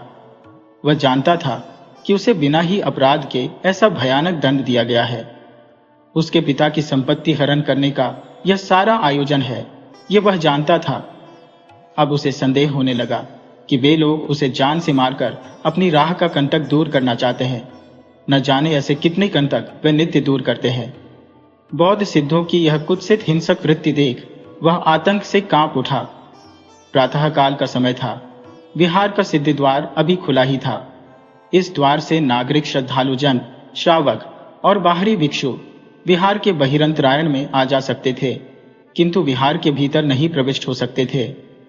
इस समय बहुत से गृहस्थ नागरिक देवी वज्रतारा के दर्शनों को आ जा रहे थे। भिक्षुगण इधर उधर घूम रहे थे। कोई सूत्र घोंक रहा था, कोई चीवर धो रहा था, कोई स्नान शुद्धि में लगा था। सुखदास भिक्षु वेश में धम्मपद गुनगुनाता दिवुदास की खोज में इधर उधर घूम रहा था। दिवुदास का कहीं पता नहीं लग रहा था। एक भिक्षु ने उसे टोककर कहा, मूर्ख, विहार में गाता है? नहीं जानता, गाना विलास है। भिक्षु को मंत्र पाठ करना चाहिए। सुखदास ने आंखें कपार पर चढ़ाकर कहा, मुझे मूर्ख कहने वाला ही मूर्ख है। अरे, मैं त्रिगुण सूत्र का पाठ कर रहा हूं, जानता है? त्रिगुण सूत्र? हाँ, पर वह कंठ से उतरता नहीं है। जानते हो त्रिगुण सूत्र? नहीं जानता भदंत, तुम कौन यान में हो? बात मत करो, सूत्र भूला जा रहा है। सुखदास गुनगुनाता फिर एक ओर को चल दिया। कुछ दूर जाकर उसने आप ही आप भुनभुनाते हुए कहा, वाह, क्या क्या सफाचट खोपड़ियां यहां जमा है। जी चाहता है दिन भर इन्हें चपतियाता रहो, पर अपने राम को कुमार को टटोलना है। पता नहीं इस समुद्र से कैसे वह मोती ढूंढा जाएगा। वह एक बूढ़ा भिक्षु जा रहा है, पुराना पापी दिख पड़ता है, इसी से पूछो। सुखदास ने आगे बढ़कर कहा, बदंत, नमो बुद्धाय। बदंत, कह सकते हो भिक्षु धर्मानुज कहाँ है? तुम मूर्ख प्रतीत होते हो। नहीं जानते, वह महातामस में आचार्य की आज्ञा से प्रायश्चित्त कर रहा है। ये महातामस कहाँ है बदंत? शांतम पापः। अरे, महातामस में तुम जाओगे? जानती हो, वहां जो जाता है उसका सिर कटकर गिर पड़ता है। वहां 64 सहस्र डाकिनियों का पहरा है। ओ हो, तो भदंत, किस अपराध में भिक्षु धर्मानुज को महातामस दिया गया है? नमो बुद्धाय। इतने में 2-3 भिक्षु वहां और आ गए। उन्होंने सुखदास की अंतिम बात सुन ली। सुनकर वे बोल उठे, मत कहो, मत कहो, कहने से पाप लगेगा। उसी समय आचार्य भी उधर आ निकले। आचार्य ने कहा, तुम लोग यहाँ क्या गोष्ठी कर रहे हो? आचार्य, यह भिक्षु कहता है। क्या? समझ गया, तुम लोगों ने महानिर्वाण सूत्र घोखा नहीं। आचार्य, यह भिक्षु पूछता है। क्या? पाप पाप भारी पाप। अरे कुछ कहोगे भी या यूं ही पाप पाप? कैसे कहें, पाप लगेगा आचार्य। कहो, मैंने पवित्र वचनों से तुम्हें पाप मुक्त किया। तब सुनिए, वह जो नया भिक्षु देवोदास। धर्मानुज, कहो, वह तो महातामस में है। जी हां, महातामस में वह 4 मास में दोष मुक्त होगा। किंतु यह भिक्षु कहता है कि मैं वहां जाऊंगा। क्यों रे? आचार्य ने आंखें निकालकर सुखदास की ओर देखा। सुखदास ने बद्धांजलि होकर कहा, किंतु आचार्य, भिक्षु धर्मानुज ने क्या अपराध किया? अपराध? अरे, तू उसे केवल अपराध ही कहता है। आचार्य, मेरा अभिप्राय पाप से है। महापाप किया है उसने। उसका मन भोग वासना में लिप्त है। वह कहता है उस पर बलात्कार हुआ है। मन की शुद्धि के लिए संघ स्थविर ने उसे 4 मास के महातामस का आदेश दिया है। कैसी मन की शुद्धि आचार्य? अरे, तू कैसा भिक्षु है, विहार के साधारण धर्म को भी नहीं जानता, किंतु इसी बात में इतना दोष? बुद्धम शरणम, तू निरा मूर्ख है। तुझे भी प्रायश्चित्त करना होगा। क्या गरम सीसा पीना होगा? ठीक नहीं कह सकता। विधान पिटक में तेरे लिए 10,000 प्रायश्चित्त है। बाप रे, 10,000? जाता हूं, अभी मुझे सूत्रपाठ करना है। देखता हो, विहार अनाचार का केंद्र बनता जा रहा है। आचार्य बड़बड़ाते एक ओर चल दिए। सुखदास मुंह बाएं खड़ा रह गया। वज्रतारा देवी के मंदिर के भीतरी आलंद में महासंघस्थवीर वज्र सिद्धि कुशासन पर बैठे थे। सम्मुख वज्रतारा की स्वर्ण प्रतिमा थी। प्रतिमा पूरे कद की थी। उसके सिर पर रत्न जड़ित मुकुट था। हाथ में हीरक दंड था। मूर्ति सोने के अठपहलु सिंहासन पर पद्मासन से बैठी थी। मूर्ति के पीछे 5 कोण का यंत्र था, जिस पर नामाचार के अंक अंकित थे। मूर्ति सर्वथा दिगंबर थी। वज्र सिद्धि के आगे विधान की पुस्तक खुली पड़ी थी। वे उसमें से मंत्र पढ़ते जाते तथा पूजा विधि बोलते जाते थे। 12 भिक्षु भिन्न भिन्न पात्र हाथ में लिए पूजा विधि संपन्न कर रहे थे। बहुत से नागरिक भक्ति भाव से करबद्ध पीछे बैठे थे। मंदिर का घंटा निरंतर बज रहा था। आचार्य पूजा विधि तो कर रहे थे, परंतु उनका मन वहां नहीं था। वे बीच बीच में व्यग्र भाव से इधर उधर देख लेते थे। इसी समय महानंद ने मंदिर में प्रवेश किया। वह चौकन्ना हो इधर उधर देखता हुआ धीरे धीरे भीतर की ओर अग्रसर हुआ और संघस्थवीर के पीछे वाली खिड़की में जा खड़ा हुआ। किसी का ध्यान उधर नहीं गया, परंतु वज्र सिद्धि को उसका आभास मिल गया। फिर भी उन्होंने आंख फेर कर उधर देखा नहीं। हाँ, कुछ संतोष की भावना उनके चित्त में अवश्य उत्पन्न हो गई। महानंद ने देखा पूजा में सब सफेद फूल काम में लाए जा रहे हैं। उसने अवसर पा एक लाल फूल वज्र सिद्धि के आगे फेंक दिया। महानंद की ओर किसी की दृष्टि न थी। उसके इस काम को भी किसी ने नहीं देखा, ऐसी ही उसकी मान्यता भी थी। परंतु वास्तव में एक पुरुष की आंखों से वह ओझल नहीं हो सका, और वह था सुखदास। सुखदास ने उसकी चाल और रंगढंग देखकर ही पहचान लिया था कि वह कोई रहस्यपूर्ण पुरुष है। इस प्रकार अपने को छिपाकर तथा चौकन्ने होकर चलने का दूसरा कारण हो भी क्या सकता था। अतः सुखदास ने छिपकर उसका पीछा किया और अब यह खंभे की ओट में खड़ा हो उसकी गतिविधि देखने लगा। लाल फूल देखते ही आचार्य चौंक उठे। मंत्र पाठ के स्थान पर उनके मुंह से निकल पड़ा, अरे यह तो युद्ध का संकेत है। उन्होंने नजर बचाकर एक बार महानंद की ओर देखा। एक कुटिल हास्य उनके ओठों पर खेल गया। उसने फूल के 4 टुकड़े कर उत्तर दिशा में फेंक दिए। उनके हिलते हुए ओठों से लोगों ने समझा यह भी पूजा विधि ही होगी। थोड़ी ही देर में एक भिक्षु कुछ वस्तु उठाने के बहाने उनके कान के पास झुक गया। आचार्य ने उसके कान में कहा, देख, एक आदमी उत्तर तोरण के चतुर्थ द्वार पर खड़ा है। उसे गुप्त राही से पीछे वाली गुफा में ले जा। भिक्षु नमन करके चला गया। संघस्थवीर ने आचार्य बुद्धगुप्त को संकेत से पास बुलाकर कहा, तुम यहां पूजा विधि संपन्न करो, मैं अभी जाकर जाप में बैठता हूं। देखना मेरे जाप में विघ्न न हो। बुद्धगुप्त ने सहमति संकेत किया। संघस्थवीर उठकर एक ओर चल दिए। बुद्धगुप्त आसन पर बैठकर पूजन विधि संपन्न करने लगे। लोगों ने ससंभ्रम आचार्य पाद को मार्ग दिया। वे भूमि में झुक गए। आचार्य ने मुस्कुराकर सबको दोनों हाथ उठाकर कल्याण कल्याण का आशीर्वाद दिया। जिस भिक्षु को आचार्य ने महानंद को ले आने का आदेश दिया था, उसका सुखदास ने पीछा किया। जब वह महानंद को गुप्त राह से ले चला तो सुखानंद अत्यंत सावधानी से उनके पीछे ही पीछे चला। अंत में वे एक छोटे से द्वार को पार कर एक अंधेरे अलिंद में जा पहुंचे। वहां घृत के दीपक जल रहे थे। द्वार को पीछे से बंद करने की सावधानी नहीं की गई, इससे सुखदास को अनुगमन करने में बाधा नहीं हुई। वज्रसिद्धि ने आते ही कहा, क्या समाचार है महानंद, तुमने तो बड़ी प्रतीक्षा कराई। आचार्य, मैंने एक क्षण भी व्यर्थ नहीं खोया। तो समाचार कहो। काशीराज के दरबार में हमारी चाल चल गई। उसने आंख से संकेत करके कहा, तो तुम सीधे वाराणसी से ही आ रहे हो? महाराज काशीराज जो यज्ञ कर रहे हैं उसमें आपको निमंत्रित करने दूत आ रहा है। वह तो है, परंतु महाराज ने भी कुछ कहा? जी हाँ, महाराज ने कहा है कि वे आचार्य की कृपा पर निर्भर है। वज्रसिद्धि हंस पड़े। हंसकर बोले, समझा समझा, अरे दया तो हमारा धर्म ही है, परंतु धूत पापेश्वर का वह पाखंडी पुजारी सिद्धेश्वर, वह आचार्य पाद से विमुख नहीं है। तब आसानी से काशीराज का नाश किया जा सकता है और इन ब्राह्मण के मंदिर को भी लूटा जा सकता है। जानते हो कितनी संपदा है उस मंदिर में? अरे शत शत वर्ष की संचित संपदा है। तो प्रभु सिद्धेश्वर महाप्रभु आपसे बाहर नहीं है, तो वाराणसी पर सद्धर्मियों का अधिकार करने का जो मैं स्वप्न देख रहा हूं वह अब पूर्ण होगा। इधर श्रेष्ठी धनंजय के पुत्र दिवोदास के भिक्षु हो जाने से सेठ की अटूट संपदा हमारे हाथ में आई समझो। इतने से तो हमें 50,000 सैन्य दल और शस्त्र जुटाना सहज हो जाएगा। अरे तो क्या सेठ के पुत्र ने दीक्षा ले ली? ले रहा है, नहीं तो क्या। किंतु आचार्य, वह धोखा दे सकता है। मैं भली भांति जानता हूं, उसे सद्धर्म पर तनिक भी श्रद्धा नहीं है। ये क्या मैं नहीं जानता? इसी से मैंने उसे 4 मास के लिए महातामस में डाल दिया है। तब तक तो काशीराज और बुदंतपुरी के महाराज ही न रहेंगे। परंतु आचार्य, सेठ यह सुनेगा तो वह महाराज को अवश्य उभारेगा। यह ठीक नहीं हुआ। बहुत ठीक हुआ। इसी समय एक भिक्षु ने आकर बद्धांजलि हो आचार्य से कहा, प्रभु काशीराज के मंत्री श्री चरणों के दर्शन की प्रार्थना करते हैं।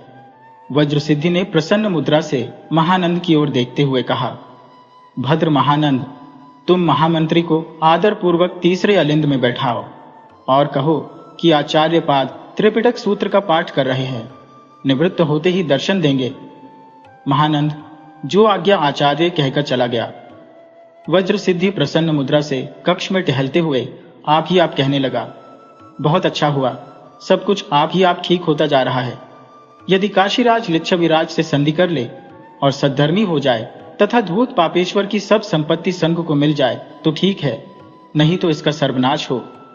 यदि मेरी अभिलाषा पूर्ण हो जाए तो फिर एक बार संपूर्ण उत्तराखंड में वज्रयान का साम्राज्य हो जाए।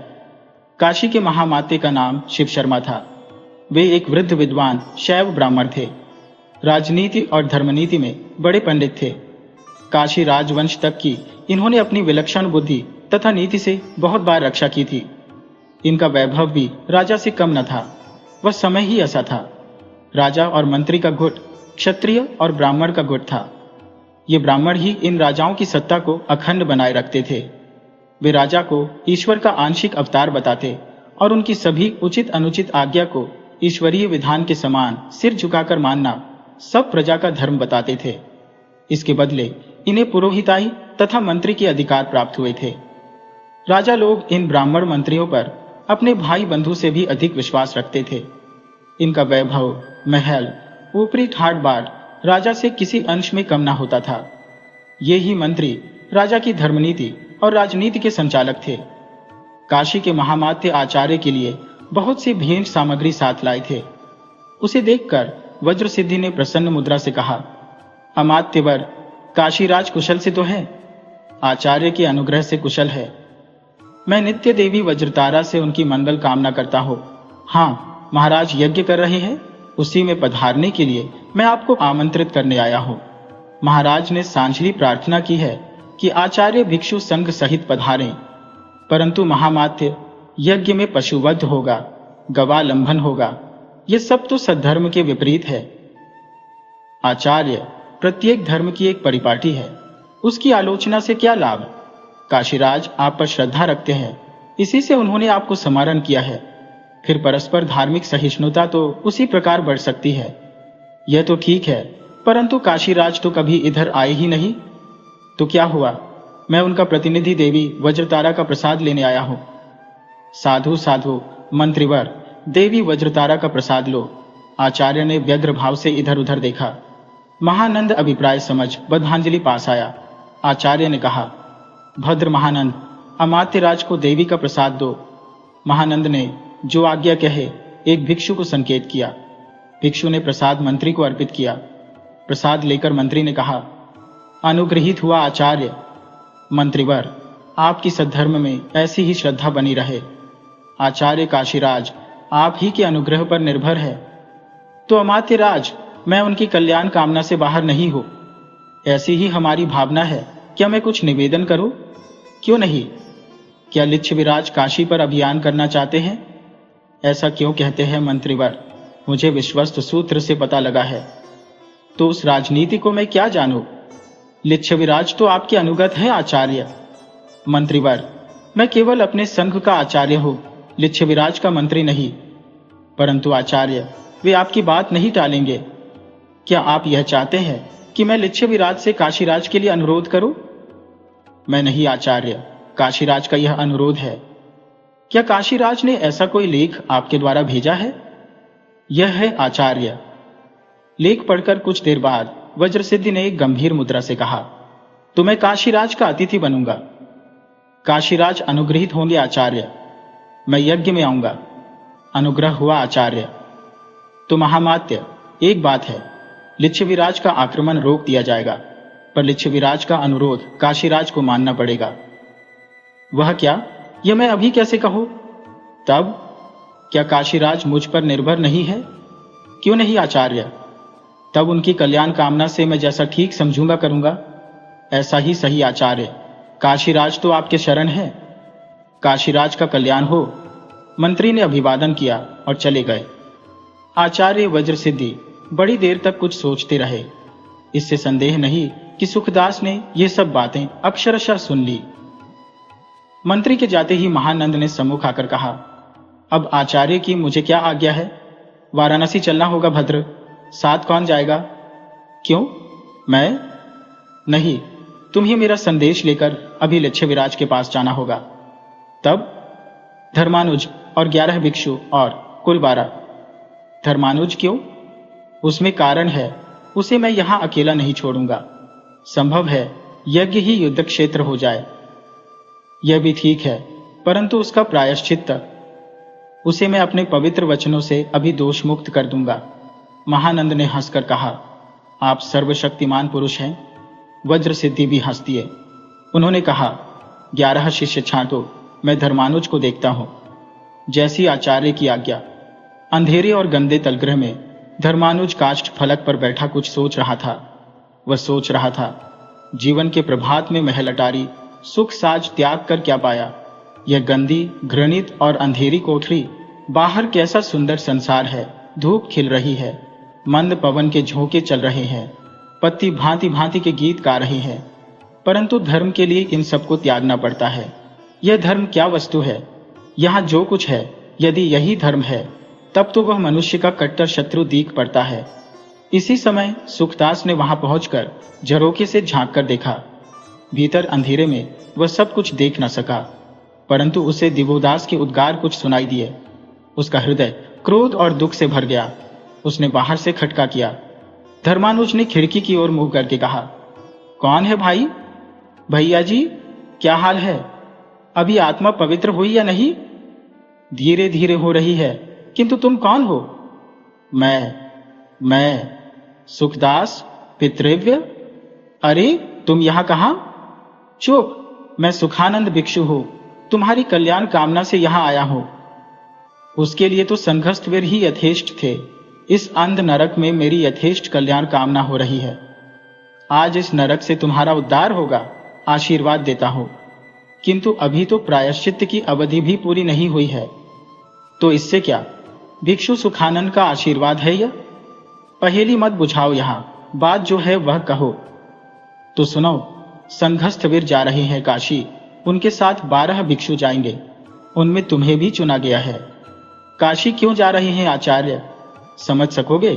काशीराज और अपने महाराज का सर्वनाश करने का षड्यंत्र रचने।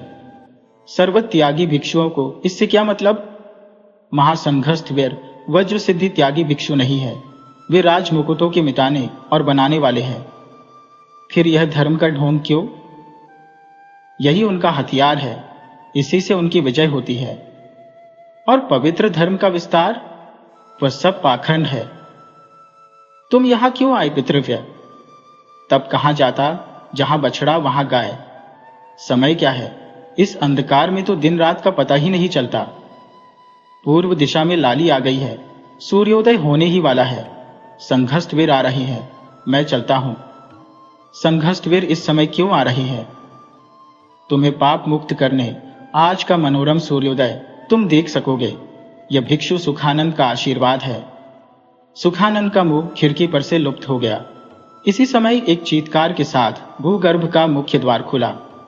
आचार्य वज्र सिद्धि ने भीतर प्रवेश किया। उनके पीछे नंगी तलवार हाथ में लिए महानंद था। आचार्य ने कहा, वत्स धर्मानुज, क्या तुम जाग रहे हो? हाँ आचार्य, अभिवादन करता हो। तुम्हारा कल्याण हो, धर्म में तुम्हारी सद्गति रहे। आओ, मैं तुम्हें पाप मुक्त करो। उन्होंने मंत्र पाठ कर पवित्र जल उसके मस्तक पर छिड़का और कहा, तुम पाप मुक्त हो गए, अब बाहर जाओ। यह क्या आचार्य, अभी तो प्रायश्चित्त काल पूरा भी नहीं हुआ। मैंने तुम्हें पवित्र वचन से शुद्ध कर दिया, प्रायश्चित्त की आवश्यकता नहीं रही। नहीं आचार्य, मैं पूरा प्रायश्चित्त करूंगा। वत्स, तुम्हें मेरी आज्ञा का पालन करना चाहिए। आपकी आज्ञा से धर्म की आज्ञा बढ़कर है। हम ही धर्म को बनाने वाले हैं धर्मानुज, हमारी आज्ञा ही सबसे बढ़कर है। आचार्य, मैंने बड़ा पातक किया है। कौन सा पातक वत्स? मैंने सुंदर संसार को त्याग दिया, यौवन का तिरस्कार किया, ऐश्वर्य को ठोकर मारी, उस सौभाग्य को कुचल दिया जो लाखों मनुष्यों में एक पुरुष को मिलता है। शांतम पापम, यह अधर्म नहीं धर्म किया। तथागत ने भी यही किया था पुत्र। उनके हृदय में त्याग था, वे महापुरुष थे। किंतु मैं तो एक साधारण जन हूं, मैं त्यागी नहीं हूं। संयम और अभ्यास से तुम वैसे बन जाओगे। यह बलात् संयम तो बलात् व्यभिचार से भी अधिक भयानक है। यह तुम्हारे विकृत मस्तिष्क का प्रभाव है वत्स। आपके इन धर्म सूत्रों में, इन विधानों में, इस पूजा पाठ के पाखंड में, इन आडंबरों में मुझे तो कहीं भी संयम शांति नहीं दिखती, और न धर्म दिखता है। धर्म का एक कण भी नहीं दिखता। पुत्र, सद्धर्म से विद्रोह मत करो, बुरा मत कहो। आचार्य, आप यदि जीवन को स्वाभाविक गति नहीं दे सकते तो संसार को सद्धर्म का संदेश कैसे दे सकते हैं? पुत्र, अभी तुम इन सब धर्म की जटिल बातों को न समझ सकोगे। मेरी आज्ञा का पालन करो, इस महातामस से बाहर आओ और स्नान कर पवित्र हो देवी वज्रतारा का पूजन करो। तुम्हें मैंने अपने 12 प्रधान शिष्यों का प्रमुख बनाया है। हम वाराणसी चल रहे हैं। आचार्य ने उत्तर की प्रतीक्षा नहीं की, वे बाहर निकले। सम्मुख होकर सुखानंद ने साष्टांग दंडवत किया। आचार्य ने कहा, अरे भिक्षु, जा उस धर्मानुज को महाअंध तामस के बाहर कर, उसे स्नान करा, शुद्ध वस्त्र दे और देवी के मंदिर में लिया। सुखदास ने मन की हंसी रोककर कहा, जो आज्ञा आचार्य। उसने तामस में प्रविष्ट होकर कहा, भैया, जो कुछ करना धरना हो पीछे करना। अभी इस नरक से बाहर निकलो और इन पाखंडियों के भंडाफोड़ की व्यवस्था करो। दिवोदास ने और विरोध नहीं किया। वह सुखदास की बाह का सहारा ले धीरे धीरे महातामस से बाहर आया। एक बार फिर सुंदर संसार से उसका संपर्क स्थापित हुआ। वाराणसी शैव धर्म का पुरातन मूल स्थान है। यह धूत पापेश्वर का मंदिर बड़ा विशाल था। उसका स्वर्ण कलश गगनचुंबी था। संपूर्ण मंदिर श्वेत मरमर का बना था। मंदिर में बहुत पार्षद, पुजारी, देवदासी और वेद पाठी ब्राह्मण रहते थे। 100 फुट ऊंची शिव मूर्ति तांडव मुद्रा में थी। वह ठोस तांबे की थी। विशाल नंदी की मूर्ति काले कसौटी के पत्थर की थी। पाशुपति कामराय में मंदिर का महात्म्य अधिक था। वहां देश देश के यात्रियों का तांता सा लगा रहता था। एक बार काशीराज ने यज्ञ की घोषणा की थी। इससे देश देश के भावुक जन बुलाए और बिना बुलाए काशी में आ जुटे थे। अनेक नरपतियों को आमंत्रित किया गया था और अनेक सेठ साहूकार अपनी बहुमूल्य वस्तुओं को बेचने के लिए आ जुटे थे। मंदिर में भव्य समारोह था। सहस्रों घृत दीप चल रहे थे। महाघंट के घोष से कानों के पर्दे फटे जाते थे। जनरब भी उसी में मिल गया था। वीणा, मृदंग आदि वाद्य बज रहे थे। मंदिर के प्रधान पुजारी का नाम सिद्धेश्वर था। वह कद में ठिगना, कृष्णकाय, अधेर वय का पुरुष था। उसका मुंह खिचड़ी दाढ़ी से जका था। शरीर बलिष्ठ था। वह सदैव भगवा कौशे धारण किए रहता था। वह आचार्य वज्रसिद्धि और काशीराज के साथ स्वर्ण सिंहासन पर बैठा था। बड़े बड़े पात्रों में धूप जल रहा था, जिससे सारा ही वातावरण सुरभित हो रहा था। जड़ाऊ मशालों के प्रकाश में मंदिर के खंभों पर जड़े हुए रत्नमणि चमक रहे थे। पूजा विधि प्रारंभ हुई। 16 पुजारियों ने पूजा आरती लिए मंत्र पाठ करते हुए आवेश किया। सब नंगे पैर, नंगे सिर, नंगे शरीर, कमर में पीतांबर, कंधे पर श्वेत जनेऊ, सिर पर बड़ी छोटी। 4 के हाथ में जगमगाते आरती के थाल थे। 4 के हाथ में गंगा जल के स्वर्ण पात्र थे। 4 के हाथ में धूप, दीप और 4 के हाथ में नानाविध फूलों से भरे थाल थे। आग, धतूरा और बिल्वपत्र भी उनमें थे। उच्च स्वर में मंत्र पाठ होने लगा। कुछ काल तक रुद्र मंत्र पाठ उच्च नाद के साथ हुआ। सैकड़ों कंठस्वरों ने मिलकर पाठ को गौरव दिया। मंत्र पाठ समाप्त होते ही देवदासियों ने नृत्य प्रारंभ किया। सब रंग बिरंगी पोशाक पहनी थी। सिर पर मोतियों की मांग, कान में जड़ाऊ त्राटक, छाती पर जड़ाऊ हार, कटी प्रदेश पर रक्तपट्टा, पीठ पर लहराता हुआ उत्तरीय, हाथ में झमरू और झांझ। सैकड़ों देवदासियों के नृत्य से दर्शक विमुग्ध हो गए। आचार्य वज्रसिद्धि भी यह निषिद्ध दृश्य देखकर प्रसन्न हो रहे थे। एकाएक नृत्य रुक गया। सब नर्तकियां 2 भागों में विभक्त हो गईं। मंजू घोषा धीरे धीरे मंच पर आई। उसके सिर पर उत्कृष्ट जड़ाऊ मुकुट था। शरीर पर मोतियों का श्रृंगार था। अब केवल डमरू वादन होने लगा और मंजू घोषा ने तांडव नृत्य बिल्कुल शैव पद्धति पर करना प्रारंभ किया। वातावरण एक विभिन्न कंपन से भर गया। मंजू घोषा की नृत्य गति बढ़ती ही गई। वह तीव्र से तीव्रतर होती गई। उपस्थित समुदाय स्तब्ध रह गया। उस षोडशी बाला का भव्य रूप, अप्रतिम कला, दिव्य नृत्य और उसका भावावेश, इन सब ने उपस्थित जनों की भाव विमोहित कर दिया। नृत्य के अंत में मंजू घोषा शिव मूर्ति के समक्ष पृथ्वी में प्रणिपात करने को लेट गई। सिद्धेश्वर ने कहा, उठो मंजू, प्रसाद ग्रहण करो। मंजू धीरे धीरे उठी। उसने पुजारी से प्रसाद ग्रहण किया। वज्र सिद्धि अब तक जड़ बैठे थे। अब वे बोल उठे, ये लड़की साक्षात वज्रतारा प्रतीत होती है। अरे धर्मानुज, ये देवी वज्रतारा का गंधमाल्य इस दासी को देकर कृतार्थ कर। उन्होंने कंठ के लाल फूलों की माला उतारकर आगे बढ़ाई, परंतु धर्मानुज भी इस देवदासी के रूप सागर में डूब रहा था। उसने आचार्य की बात नहीं सुनी। दोबारा पुकारने पर वह चौंक कर उठा। उसने माला दोनों हाथों में ले ली। मंजू घोषा के निकट पहुंचकर उसने कांपते हाथों से वह माला उस देवदासी के कंठ में डालना चाहा, पर मंजू ने अपने दोनों हाथ उसके लिए फैला दिए। दोनों के नेत्र मिले। दोनों बाहर की सुध भूलकर वैसे के वैसे ही खड़े रह गए। दोनों के नेत्र चमक उठे। उनमें एक लाज व्याप गई। होंठ कांपने लगे और शरीर कंटकित हो गया। दिवोदास ने साहस करके माला मंजू के कंठ में डाल दी। मंजू ठगी सी खड़ी रह गई। दिवोदास अपने स्थान पर लौट आया। धीरे धीरे मंजू घोषा अपने आवास को लौट गई। दिवोदास प्यासी आंखों से उसकी मनोहर मूर्ति को देखता रहा। महाराज, महाआचार्य और पुजारी तथा सब लोग उठकर अपने अपने स्थान को चल दिए।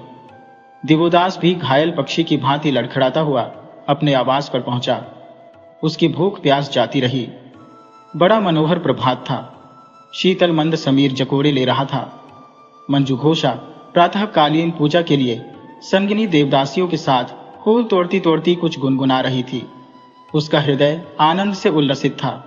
कोई भीतर से उसके हृदय को गुदगुदा रहा था। एक सखी ने पास आकर कहा, बहुत खुश दिख पड़ती हो, कहो कहीं लड्डू मिला है क्या? मंजू ने हंसकर कहा, मिला तो तुम्हें क्या बहन, हमें भी हिस्सा दो। वाह, बड़ी हिस्से वाली आई। इतने में एक और आ जुटी। उसने कहा, यह काहे का हिस्सा है बहन? पहली देवदासी ने कहा, अरे हाँ, क्या बहुत मीठा लगा बहन, मंजू ने खींच कर कहा। जाओ, मैं तुमसे नहीं बोलती। सबने कहा, हाँ बहन, यह उचित भी है। बोलने वाले नए जो पैदा हो गए। तुम बहुत दुष्ट हो गई हो। हमने तो केवल नजरें पहचानी थी और हमने देन लेन भी देखा था, पर केवल आंखों आंखों ही में, होठों में नहीं। अरे वाह, इसी से सखी के होठों में आनंद की रेख फूटी पड़ती है और नेत्रों से रसधार बह रही है, मंजू ने कहा। तुम न मानोगी?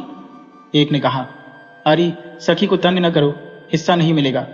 दूसरी ने कहा, कैसे नहीं मिलेगा, हम उससे मांगेंगी। तीसरी बोली, किससे?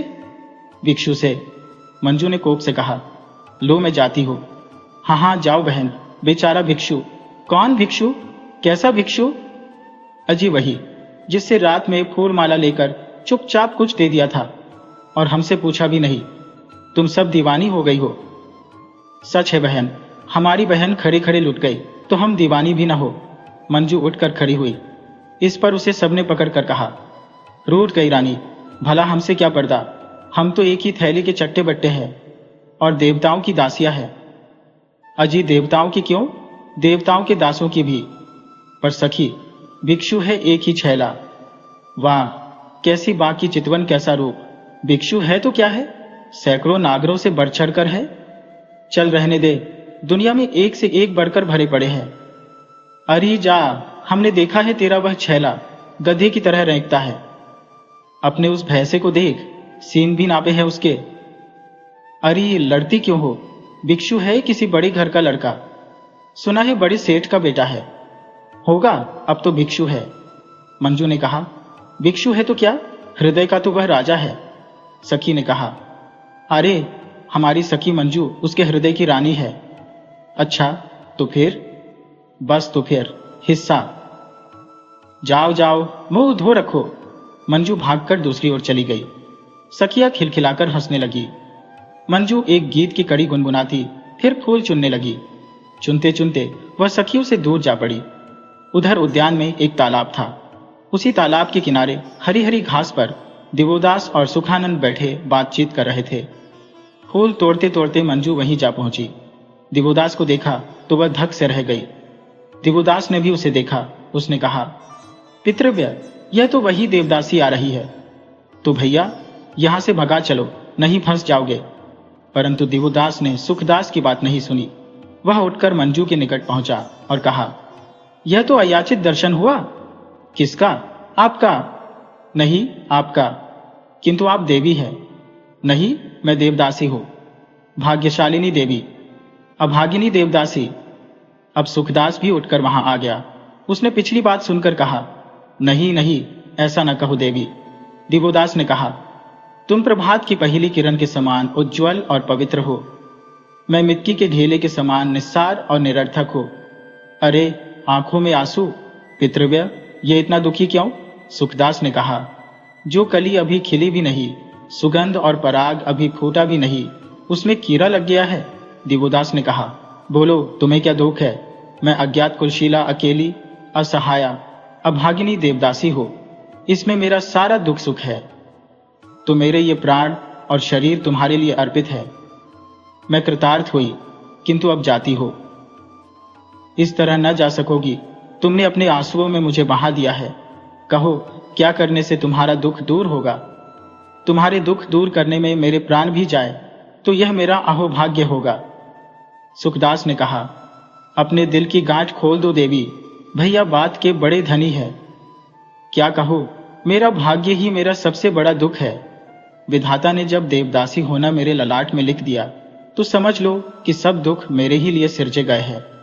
जिस स्त्री का अपने शरीर और प्राणों पर अधिकार नहीं, जिसकी आत्मा बिक चुकी है, जिसके हृदय पर दास्ता की मुहर है, प्रतिष्ठा, सतीत्व, पवित्रता, जिसके जीवन को छू नहीं सकते, जिसका रूप यौवन सबके लिए खुला हुआ है, जो दिखाने को देवता के लिए श्रृंगार करती है, परंतु जिसका श्रृंगार वास्तव में देव दर्शन के लिए नहीं, श्रृंगार को देखने आए हुए लंपट कुत्तों के रिझाने के लिए है, ऐसी अभागिनी देवदासी के लिए अपने पवित्र बहुमूल्य प्राणों को दे डालने का संकल्प न करो भिक्षु। उसने चलने को कदम बढ़ाया, परंतु दिवोदास ने आगे आकर और राह रोककर कहा, समझ गया, परंतु ठहरो, मुझे एक बात का उत्तर दो। तुम इस नन्हे से हृदय में इतना दुख लिए फिरती हो, फिर तुम उस दिन किस तरह नृत्य करती हुई उल्लास की मूर्ति बनी हुई थी? इसके लिए हम विवश हैं। यह हमारी कला है, उसका हमने वर्षों अभ्यास किया है। उसने हंसने की चेष्टा की, पर उसकी आंखों से झरझर आंसू गिरने लगे। दिवोदास ने उसका हाथ थामकर दृढ़ स्वर में कहा, देवी, मैं तुम्हें प्रत्येक मूल्य पर इस दास्ता से मुक्त करूंगा। मैं तुम्हारे हृदय को आनंद और उमंगों से भर दूंगा। दिवोदास ने उसके बिल्कुल निकट आस्नेह सिक्त स्वर में कहा, मैं तुम्हारे जीवन की कली कली खिला दूंगा। उसने एक बड़ा सा फूल उसकी डोलची में से उठाकर उसके जुड़े में खोस दिया और उसके कंधे पर हाथ धरकर कहा, तुम्हारा नाम मंजू घोषा, पर तुम मंजू याद रखना, और तुम्हारा प्रिय? मैं भिक्षु धर्मानुज हूं। धर्मानुज एक हास्य रेखा उसके होंठों पर आई और एक कटाक्ष दिवोदास पर छोड़ती हुई वह वहां से भाग गई। सुखदास ने कहा, भैया, ये बड़ी अच्छी लड़की है। पितृव्य, तुम सदा उस पर नजर रखना, उसकी रक्षा करना, उसे कभी आंखों से ओझल नहीं होने देना, मुझे उसकी खबर देते रहना। सुखदास ने हंसकर कहा, फिक्र मत करो भैया, इसी से तुम्हारी सगाई कराऊंगा। सुखदास एक गीत की कड़ी गुनगुनाने लगा। महासंघस्थ वीर वज्रसिद्धि और महंत सिद्धेश्वर एकांत कक्ष में बैठे गुप्त मंत्रणा कर रहे थे। दोनों दो पृथक आसन पर बैठे थे। वज्रसिद्धि ने कहा, अच्छा, उसके बाद? उसके बाद क्या? लिच्छविराज ने काशीराज की प्रार्थना स्वीकार नहीं की। इस पर काशीराज ने सैन्य लेकर लिच्छविराज की राजधानी वैशाली को घेर लिया। लिच्छविराज भी दुर्बल न था, वह भी सैन्य लेकर सम्मुख आया। घनघोर युद्ध हुआ, परंतु मेरी अभिसंधि से लिच्छविराज का छिद्र मिल गया। काशीराज ने उनके प्रासाद में घुसकर लिच्छविराज को मार डाला और महल तथा नगर लूट लिया। पीछे उसमें आग लगा दी, सारा नगर जलकर खाक हो गया। परंतु आपका काम? वह नहीं हुआ। बहुत सिर मारने पर भी वह गुप्त धनकोष नहीं मिला। मेरी इच्छा लिच्छविराज को जीवित पकड़ने की थी। ऐसे ही मैंने काशीराज को सलाह भी दी थी, परंतु काशीराज ने मेरी बात नहीं रखी। क्रोध में या लिच्छविराज को तलवार के घाट उतार दिया। इससे उस गुप्त राजकोष का भेद भी लिच्छविराज के साथ चला गया। फिर उस मारकाट और लूटपाट में गुप्त राजकोष को ढूंढते हुए एक गुप्त स्थान में छिपी एक दासी के साथ 3 वर्ष की बालिका मिली। दासी ने उस बालिका को छीन ले जाने से रोकने के लिए मेरे सेवकों को बहुत स्वर्ण धन देना चाहा, परंतु उन्होंने नहीं माना। वे उसे मेरे पास ले आए। बालिका के साथ उसकी धाई भी रोती पीटती आई और बहुत कुछ अनुनय विनय उस बालिका को छोड़ देने के लिए करने लगी। परंतु जब मैंने उस बालिका को काशी ले जाने का संकल्प नहीं छोड़ा, तो उसने रो पीट कर उसके साथ स्वयं भी चलने की प्रार्थना की। बालिका बड़ी सुंदर थी तथा वह उसकी दासी धाई थी। इससे मैंने उसे भी बालिका के साथ रहने की अनुमति दे दी।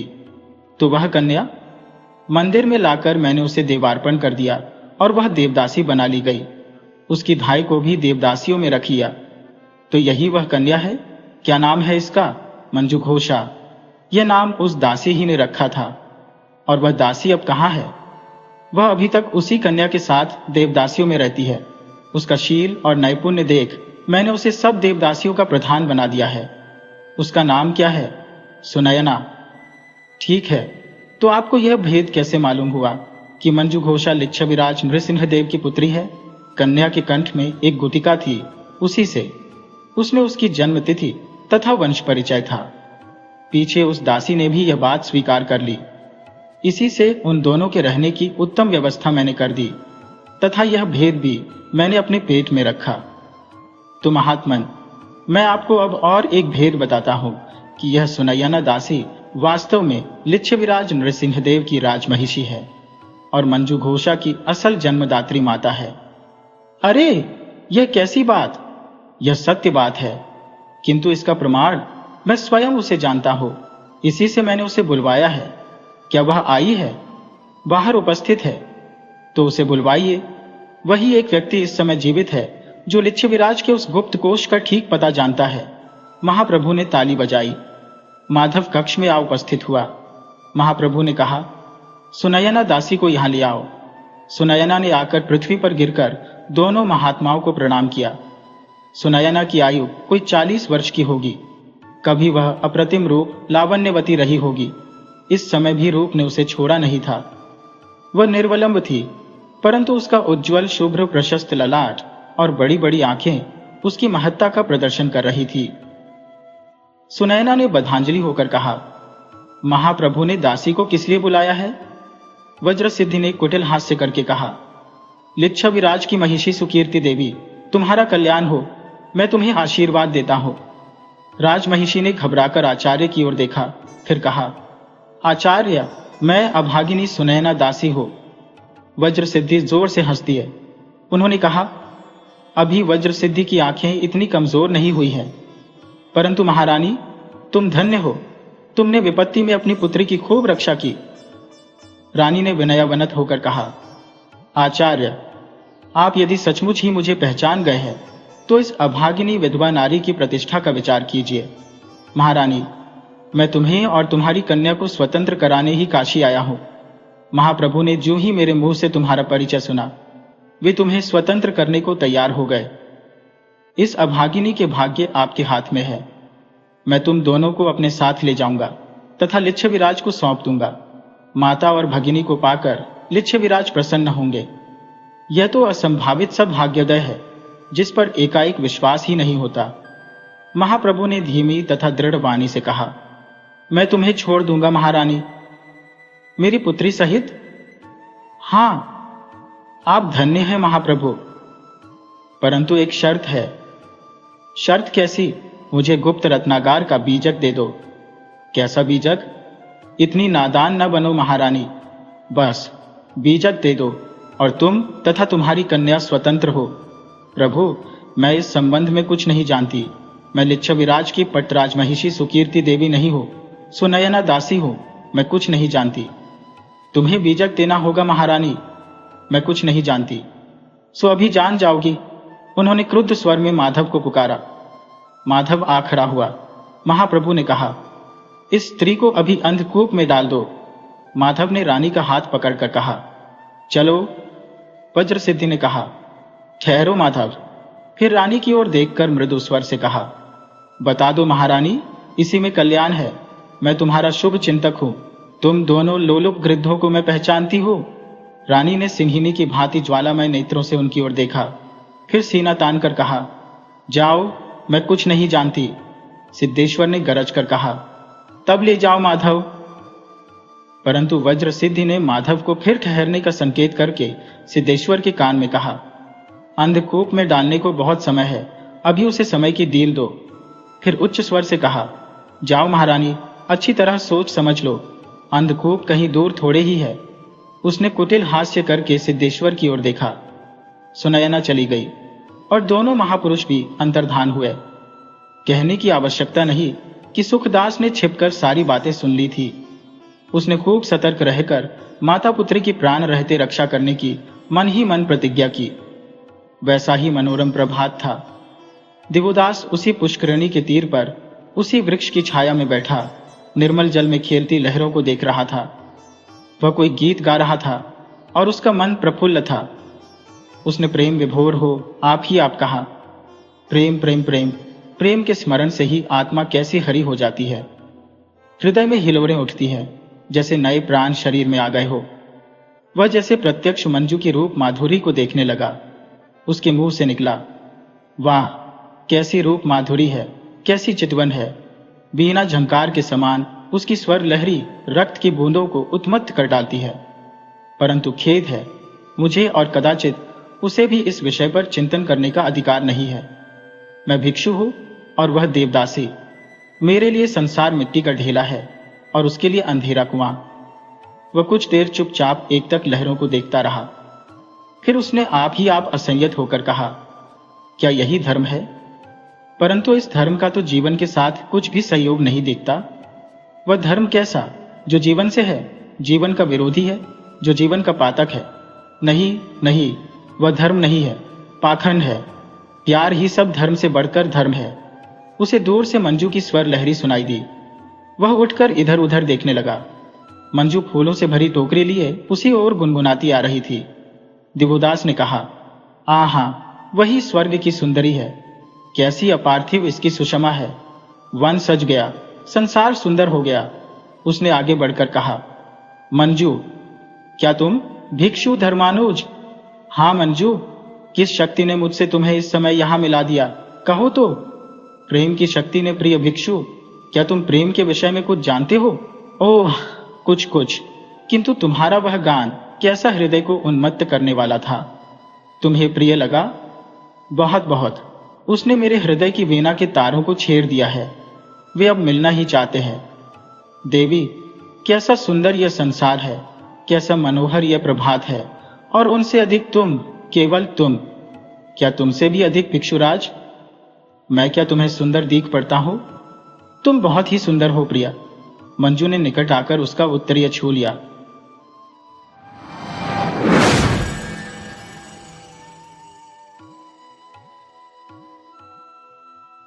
वीडियो अच्छी लगी हो तो इसे लाइक करें और ऐसी ही मज़ेदार कहानियों के लिए चैनल को सब्सक्राइब करें और बेल आइकन दबाएं।